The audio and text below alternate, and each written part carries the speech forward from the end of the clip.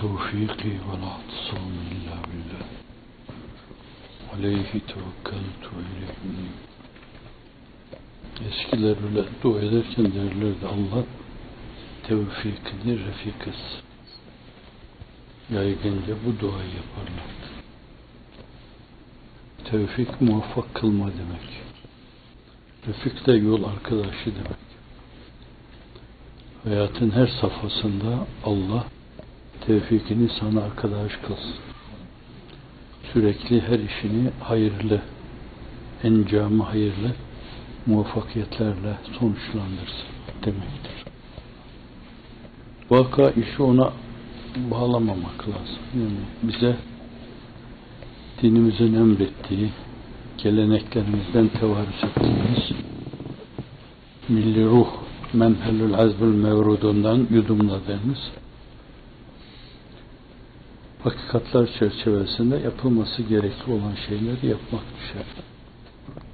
Alemin ondan istifade etmesi, onu kabullenmesi, ona saygı duyması, sizin takdir ettiğiniz ölçüde onu takdir etmesi, o size ait değil.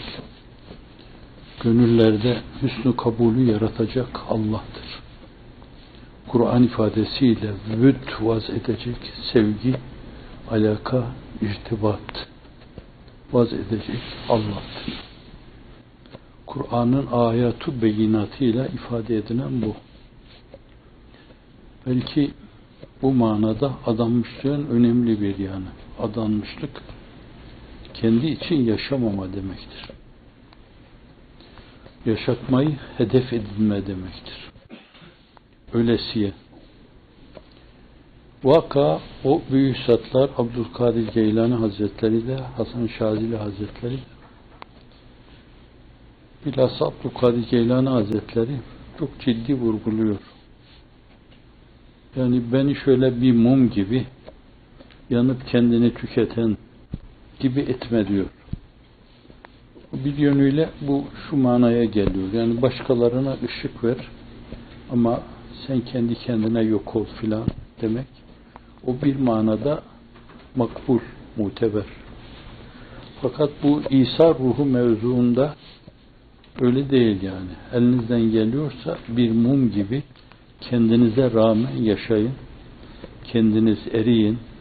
Mumun dayandığı noktaya dayansın alev. Ama çevre aydınlansın esasen.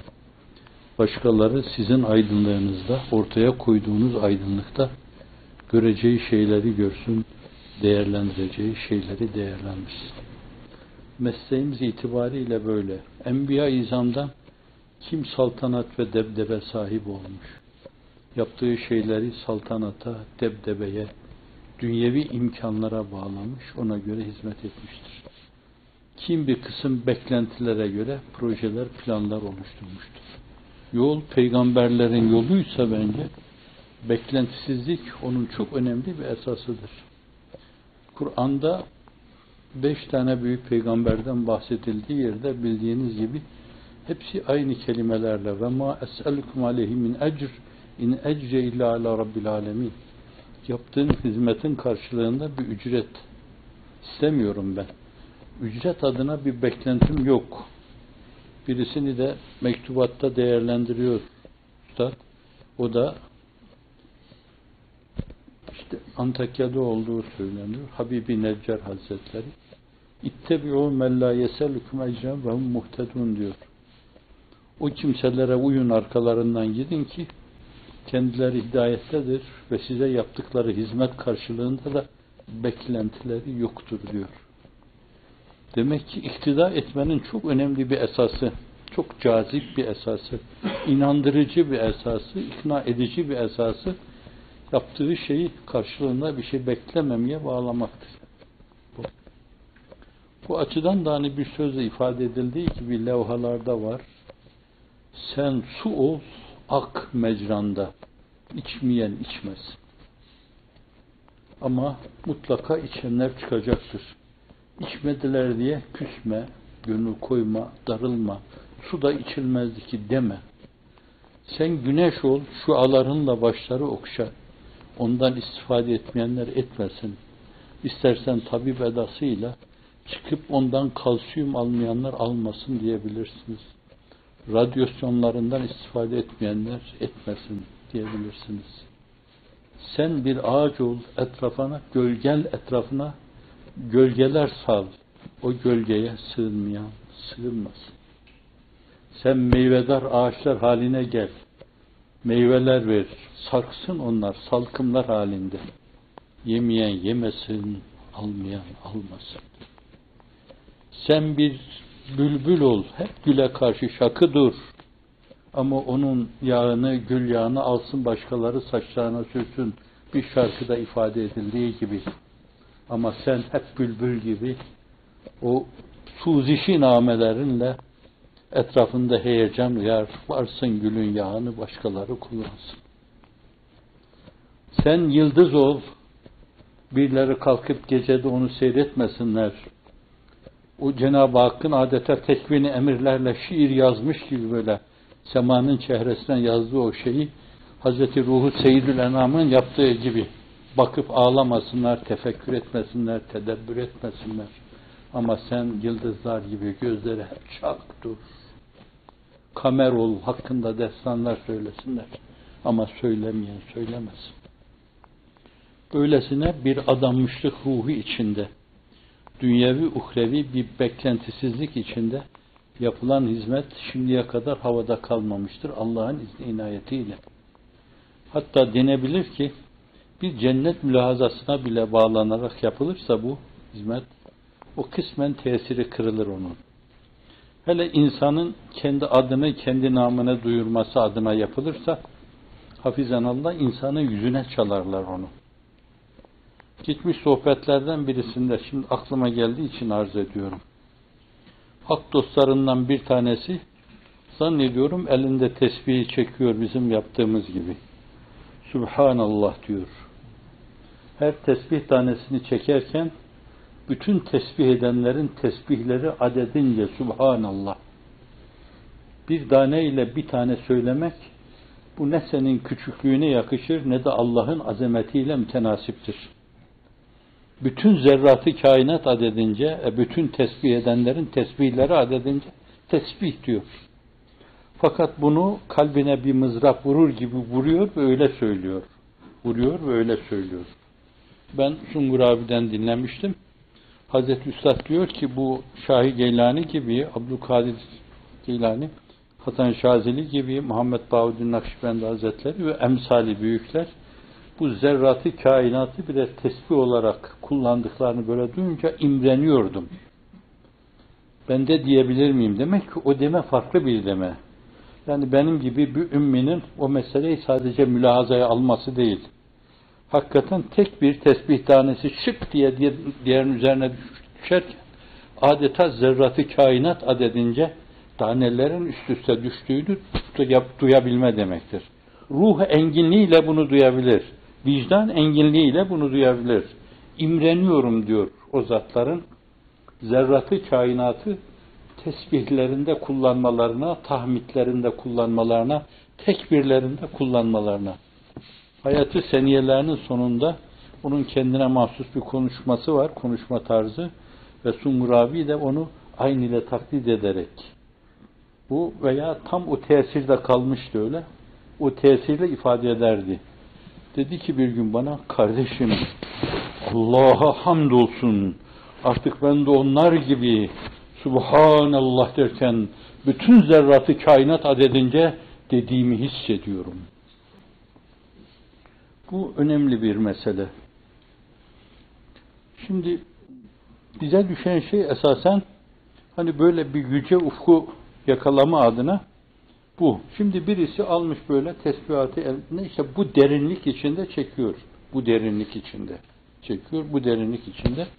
Alemi manada rüyasında menkıbe aklımda kaldığına göre menkıbelerin aslına değil faslına bakılır yani. ifade ettiği manaya bakılır. Bakıyor böyle tesbihin tanelerin her bir yerleri kainatı aydınlatacak güneşler gibi, yıldızlar gibi pırıl pırıl. Fakat bir yere geliyor, burada bir tanesi kapkara. Bu ne ola ki diyor, ya Zat-ı Uluhiyet'e soruyor veya meleklere soruyor. onu söylerken, çekerken Subhanallah derken sen sesinle, namenle, vurgularınla kendini ifade ettin. Onu kararttın, kirlettin. Kendi adına yaptığın her şeyle sen o yaptığın şeyi karartmış olursun. Ahirette sana faydası olmaz onun. Bu açıdan adanmışlık için çok önemlidir yani. Kendisi için yaşamamak. Her şeyi zat-ı uluhiyete bağlamak ve meseleleri insanın nefi adına, menfaati adına sunmaktır. Saç git tohumu. Kim hasat ederse etsin, kim harmana götürürse götürsün, kim ambara doldurursa doldursun, kim değirmene götürürse götürsün, kim ekmek yaparsa yapsın, kim fırına sokarsa soksun, kim onun da insanları doyurursa doyursun. Sen sana düşeni yap. Arkası ne olur? Bu nasıl bana geriye döner mülahazalarına katiyen bağlanma. Çünkü senin mülahazaların genişi daraltır esasen. Ziyadarın ışığını söndürür, karartır onu. Bırak onu Allah'a, Allah kendi azamet ululuğuna göre, rahmaniyet ve rahimiyetine göre değerlendirsin. O sana öyle geriye dönsün. Bu açıdan hani bir sosyolog hizmet hareketinin en önemli gücü adanmışlık ruhudur demişti yani. Bir tek cümle içinde çok önemli bir mesele ifade ediyor. Adanmışlık ruhu. Adanmışsan sen hakikatin kölesisin. Adanmamışsan şayet şöhretin, namın, nişanın, rahat etmenin, korkunun, birilerine bağlanmanın kölesi, tasmalı kölesi, prangalı kölesi haline gelirsin. Bütün köleliklerden bu sözde söyleyeceğim söz de Kutup'a aittir. Bütün köleliklerden sıyrılmanın tek bir yolu vardır, Allah'a kulluk. Allah'a kulluktan geçer mutlak hürriyetin yolu. Dolayısıyla yaptığın her şeyi Allah'a bağla. Sen hoşnut ol Allah'ım. Ben vazifemi yapıyorum ve karşılığında da hiçbir şey beklemiyorum.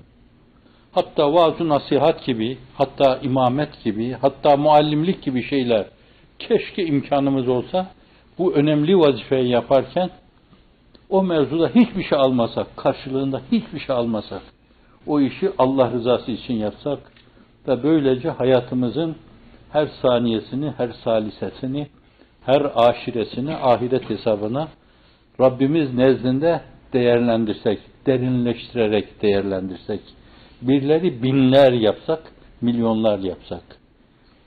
Hazreti Pir'in İmam Rabbani'den naklen rivayet ettiği şey, bir anı seyyale vücude enver, binlerce sene vücude eftere müreccahtır diyor. Bir an nurlu bir hayat yaşamak, dolu dolu yaşamak, onu tas tamam duyarak yaşamak, binlerce sene doğurgan olmayan bir hayata tercih edilir diyor. Çok doğurgan bir saniye yaşa. O bir saniye milyonlarca seneye mukabil gelebilir. Elden geldiğince hayatın her saniyesini, her salisesini, o kadarcık dar zamanı yakalama bizim için mümkün müdür? Fakat nezd-i üluhiyette vardır o. Melaike-i kiramca vardır o. Onlar her zaman basit zat-ı üluhiyet için onlar söz konusu olmaz da fakat melaike-i kiram bastığı zaman yaşar yani. Saniye onlar nezdinde seneler hükmünde olabilir. Dolayısıyla o ani seyyaleyi yakaladığın zaman sen o sana öbür tarafta çok geniş bir zaman şeklinde geriye dönecektir Allah'ın izni inayetiyle. Onun için elden geldiğince dünyevi beklentilerden, hatta teveccühlerden, hatta takdirlerden, tebcillerden böyle sen yaptın maşallah, bir maşallah demeden bile sakınmak lazım. Bunları dünyada ücret alıyor gibi görmek lazım. Öbür tarafta verilecek şeyleri fani bir surette burada yiyip bitirme şeklinde algılamak lazım. Öbür tarafta alacağın şeyleri tas tamam almak, burada ona ilişmemek demektir. Yine bu mülahaza bir şey hatırlattı. Hak dostlarından bir tanesi fakr-ı zaruret içinde kutu la yamutla yaşıyorlar. Ölmeyecek kadar bir şey demektir. La yamut. Ayşe validemiz de bir yönüyle Efendimiz sallallahu aleyhi ve sellem hane-i saadetlerinde bu hayatı anlatırken böyle anlatıyor. Bazen bir ay bakardık, bir ay daha bir ay bizim evimizde ocak yanmaz, su kaynamaz da diyor. Yeğeni Urve diyor ki, hala diyor, ne ile geçiniyordunuz o zaman? Hala diyor da bu teyze, yani biz hala esas Arapçada teyze edin. Hala ne ile geçiniyordunuz? Esvedeyn, bil esvedeyn diyor. Suyla, hurma ile geçiniyorduk diyor. Aylarca orada ocak yanmıyor, bir sıcak su kaynamıyor, bir çorba içilmiyordu. Hayat böyle gidiyordu. İşte hak dostu çadır gibi çardağında. Hanımı da biraz sıkılmış yani. O kendisi fenafillah, bekabillah ama Allah olmuş. Belki yemeği içmeyi hiç düşünmüyor ama o biraz sıkılmış. O sıkılma herhalde içinden geçiyordu. Veya Rabbim bize böyle helalinden innallahu ve razzaku zul kuvvetil metin, sen olsun er-rizku alallah, Allah'ım sen namütenayi rızık verensin dedi. Birdenbire bir altın kerpiç düşüveriyor çardaktan içeriye. Beyine soruyor, bu nedir diyor. Diyor, ahiretteki bizim evimizin bir kerpici diyor. Oradan buraya geldi. Sen isteğine binaen. Kadın çok akıllı. Efendi diyor, burada bir eksiklik olmasın, ben buna katlanırım. Olmasın, bu gitsin, bu kerpiç yerine gitsin. Bir menkıbe, fakat bize çok şey anlatıyor bu. Burada alıp istifade ettiğiniz her şey, oradaki bir binanın bir taşını burada yeme demektir. Çatıdan, kubbeden bir şeyi koparma demektir. Bir ışığı söndürme demektir. Kendi kendine gelirse gelir. O zatın dediği gibi, gelirse bir kıl ile gelir, eyleme tedbir, giderse gider, eylemez bir koca zincir. Sen çok küçük bir tedbirde bile bulunmadan gelirse gelir. Buna kimse bir şey demez. Belki onu da istidraç sayarak dersin ki, Allah'ım acaba bu verdiğin şeyleri ekstradan, sürpriz olarak beni batırmak, tepe taklak getirmek için mi yapıyorsun? Sabahki tefsir dersinde vardı. Senestedricum min haythu la ya'lemun ve umli lehum inne keydi metin. Hafizanallah. Bu açıdan burada dişini sıkıp sabretmek, beklentisizliğe girmek öyle bir servettir ki dünyalara değiştirilmez bu. Çünkü bununla ebediyet peyleniyor. Bununla Cenab-ı Hakk'ın cemali sağlanıyor. Ne diyeyim, ona peylenme denemez. Ona yol vuruluyor. Ona güzergah oluyor. Rü'yeti ilahiye bir güzergah oluyor. Cenab-ı Hakk'ın rıdvanına bir güzergah oluyor. Ve bunların hepsi milyonlarca seneye tekabül edebilecek şeylerdir. Her cuma günü size dünya nimetlerini, cennet nimetlerini unutturacak cemali ve kemalini müşahede etme gibi bir şey, bu dünyadaki sizin kanaatinize, adanmışlığınıza bağlanmışsa, bence bunu çok basit şeylerle değiştirmeyin. Değiştirmemeye dikkat edin. Alem sizin için ne düşünürse düşünsün, desinler ki bunlar bal kaymak için de hayatlarını götürüyorlar, yürütüyorlar. Hayır, öyle değil yani. Öyle değil. Aksine kimin bal kaymak için de hayatını sürdürdüğü belli. Yani dediler de onun için diyorum. Keşke demesek yani bunu. Keşke demesek. Sertlikleri de yumuşaklıkla savsak. Ben zannediyorum başkalarındaki o atmosfer sertliği onlara ait. O da yumuşayacak. Zira gönülleri yumuşatmanın yolu yumuşak sözdür. Yumuşak sözün kaynağı da yumuşak düşüncedir. Yumuşak düşüncenin kaynağı da yumuşak karakterdir. Mülayemettir. Allah Celle Celaluhu oldukça celalli olan, hakperestliği temsil etmek üzere celalli olan bir peygamberini Firavun'a gönderirken, Akif'in ifadesiyle amnufis gönderirken ve kula lehu kavlen leyyinen leallehu yetezekkere ve yakşa diyor. Kavli leyyinle, yumuşak bir sözle hitap edin ona. Sert konuşmayın. Hani hakkı gürül gürül ifade etmek de var. Gök gürültüsü gibi ifade etmek de var. Hayır, öyle değil. Yumuşak böyle yağmur gibi inin bağrına onun. Belki bir çimlenme olacak da onun bağrında hakikat adına. O sizin böyle sicim sicim yağmur gibi yağmanızda, gök gürültüsüyle değil. Bu açıdan Gönüllere açan sırlı anahtar yumuşak sözdür. Gönüllere girmenin yolu yumuşak sözlü olur. O da yumuşak kalbin asarıdır. O da yumuşak bir karakterin asarıdır. Ülül azim bir peygamberi, oldukça celalli, Celal ismin mazharı bir peygamber, kavmine karşı, o günkü şartlara karşı, konjöktüre göre öyle olması lazım olduğu için Allah öyle göndermiştir. Ama yine tembih buyuruyor Cenab-ı Hak. وَقُولَا لَهُ قَوْلًا لَيِّنًا. Onun şahsında bütün İsrailoğullarını öyle diyor. Ve Efendimiz sallallahu aleyhi ve selleme bunu talim buyururken evleviyetle böyle olun. Vazihas mevzun leh'am. Onun şahsında bize diyor ki hakikatları başkalarına götürdüğünüz zaman da kavli leyyinle götürün. Ben ille de hakikati konuşuyorum, haklıyım bu mevzuda. Böyle gürül gürül değil yani. Gürül gürül olma demek esas sesini kesmeme, susmama.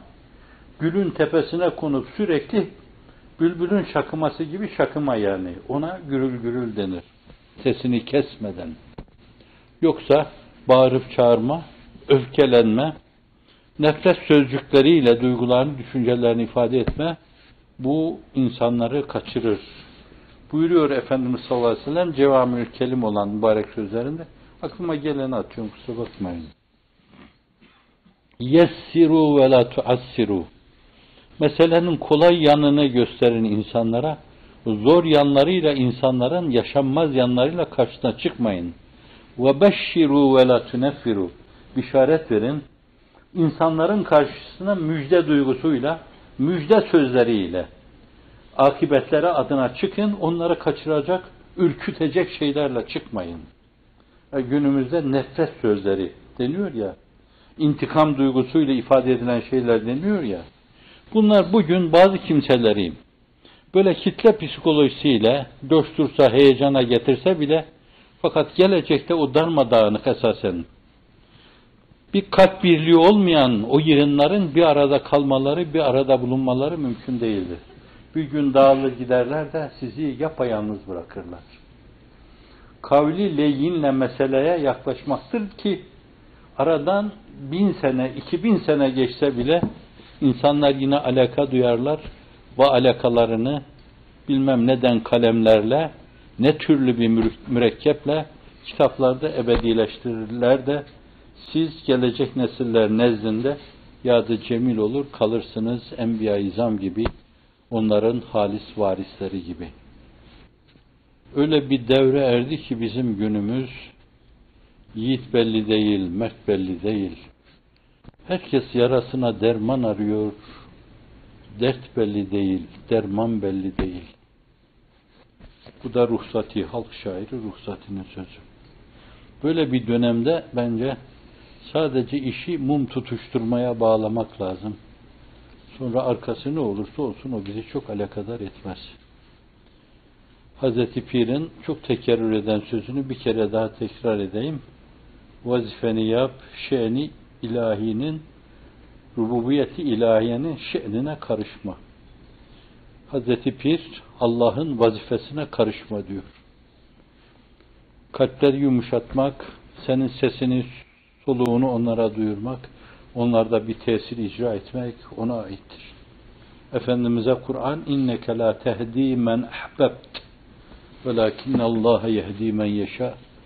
Sevdiğin ve arzu ettiğin kimseyi sen hidayet edemezsin.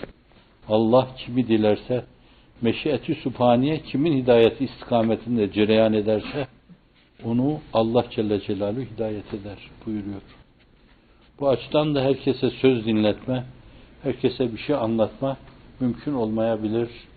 İşin başına gidip meseleyi onunla irtibatlandırabilirsiniz. Su ol, içmeyen içmesin. Oksijen ol, yudumlamayan yudumlamasın. Meyve veren ağaç ol, yemeyen yemesin. Gölge nisal etrafa ona sığınmayan sığınmasın. Toprak ol, bağrına tohum atmayan atmasın. Yıldız ol, serpil dünyanın dört bir yanına. Senin için şiirler dizmeyen dizmesin. Güneş ol, ışığına, şualarına koşmayan koşmasın. Böyle bir anlayış, böyle bir düşünce, böyle bir felsefeyle hareket etme mecburiyetindeyiz. Hususiyle enaniyetin kabardığı, köpürdüğü, bağlanan insanların da bila kaydı şart, onlardaki bu duyguyu körükledikleri, onları şişirdikleri bir yönüyle, hadisin ifadesiyle boyunlarını kırdıkları bir dönemde, herhalde yüzü yerde, yerdeki yüz, sular gibi şayeste ihsan olur deyip, hep yüzü yerde olmak lazım. Hadisin ifadesiyle taşlandırılacak olursa, men tevâda'a lillahi refa'ahullah ve men tekebbere vada'ahullah.